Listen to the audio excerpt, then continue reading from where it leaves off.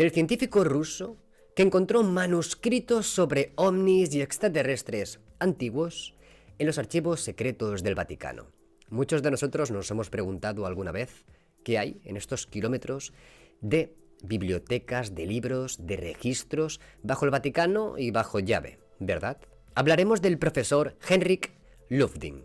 Fue un científico ruso altamente educado, un recluso de los campos de concentración de Stalin, un filósofo, un estudioso de lenguas antiguas, un arquitecto atrevido, un maestro, un libre pensador que vivió en el clima ideológico sofocante del comunismo. Una persona que no se derrumbó en un mundo de enorme presión, tortura y traición. La historia del profesor Luftin fue revelada por primera vez por un periódico ruso muy popular, Soversenjo Sekretno, en el año 2011, en un artículo titulado Mundos del profesor Luftin de Vladimir Kuchariant.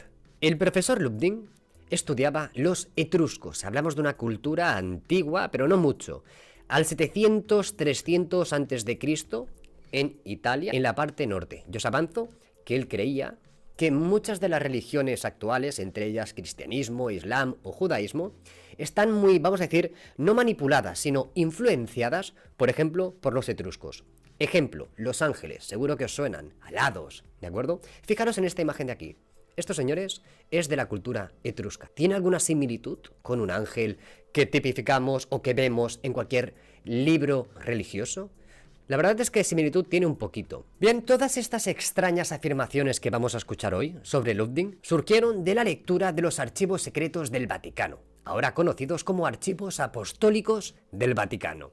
Son 53 millas de estanterías que contienen 35.000 volúmenes de catálogos y documentos de 12 siglos de antigüedad. Los archivos son materia de leyenda histórica. Y nos preguntaremos cómo es posible que él consiguiera bajar, realizar algún tipo de imágenes en la década de los años 20 y mostrarlas al mundo o filtrarlas. Todo esto, señores, también hay que entenderlo que pruebas de fotografías no hay. Pero dice así, en el Vaticano, cuando fue, pidió permiso al cardenal, el guardia de la biblioteca.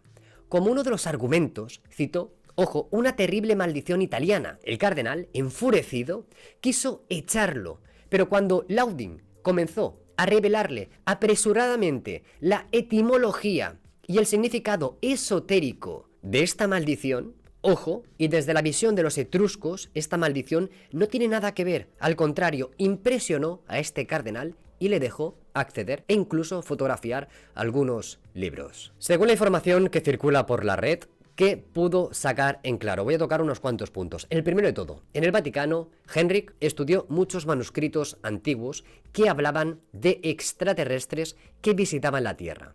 Él, al estar involucrado con la cultura maya, ya había visto este tipo de trajes espaciales en estas culturas y cuando lo vio en los manuscritos del Vaticano se estaba dando cuenta que lo que estaba observando era intervención extraterrestre con los humanos. Pudo ver símbolos muy parecidos a naves espaciales y manuscritos similares a los alquímicos y algunos códices muy antiguos. Hablaremos de la alquimia, de la comprensión bajo las mitologías o bajo los cuentos o las poesías. Al parecer mostró incluso fotografías de documentos con dibujos, reveló contenido de los mitos individuales y su significado, que no tiene nada que ver con los mitos o historias antiguas que se aceptan como correctos o como posible interpretación correcta. Y de ahí la metamorfosis o la alquimia. Por ejemplo, el mito griego de Teseo y Ariadna, el Minotauro, que vivía en el centro del famoso laberinto de Gnosos. Es considerado tradicionalmente la personificación del mal, que requiere constantemente sacrificios humanos.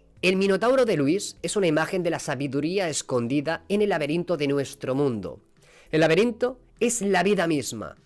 Caminando por él, sometiéndose, como Teseo, en la energía demoníaca de las pasiones terrenales destructivas. Y cita al hilo de Ariadna. Habiendo matado al Minotauro dentro de nosotros, no tenemos idea de dónde nos encontraremos mañana. Por ejemplo, de él escuchamos la palabra rusa enfermedad, que anteriormente significaba exclusivamente una enfermedad de la mente, obsesión. Se remonta al antiguo mito nórdico de Nidhogg, el dragón que se encontraba en las raíces del árbol del mundo. Cuando más profundiza Nidhogg, Cuanto más obsesionados estamos con la sed del conocimiento, mayor es el peligro de que el árbol colapse. Interesante metáfora, interesante interpretación. Bien, habla de una columna de fuego también, de alguna catástrofe que destruyó la civilización antigua sumeria. Importante.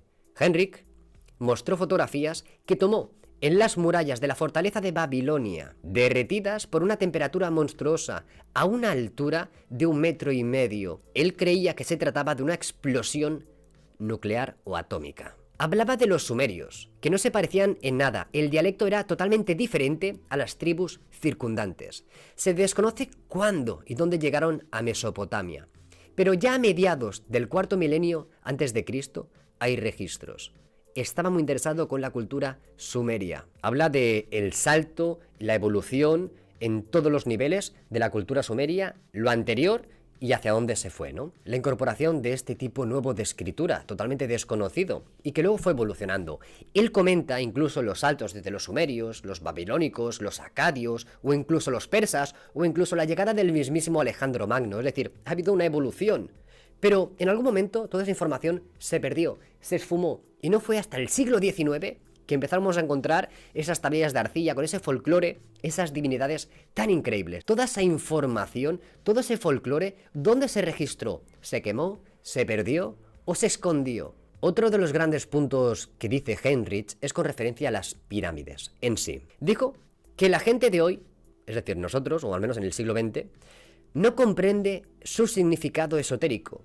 Vio en ellos una especie de máquinas energéticas que con ciertas manipulaciones rituales generan un intercambio de información energética con la mente cósmica, algún tipo de maquinaria con conexiones hacia el cosmos. Es increíble el tema de la energía de la Tierra, ¿por qué no? Así que espero que os haya gustado la información sobre Henrik Loding, posiblemente uno de los únicos que accedió a las bóvedas secretas del Vaticano, que vio, que consiguió fotografiar algún tipo de conexión extraterrestre, todos estos registros, que creía en la realidad de la intervención divina por parte de los sumerios, que las culturas, y he suavizado muchas cosas, como por ejemplo las religiones, son una adaptación, y habla sobre todo el diluvio y todo lo que ocurrió y está tipificado en las antiguas tablillas, cómo se ha ido colocando y mostrando en las nuevas religiones. Es interesante todo esto. Espero que os haya gustado este programa histórico de información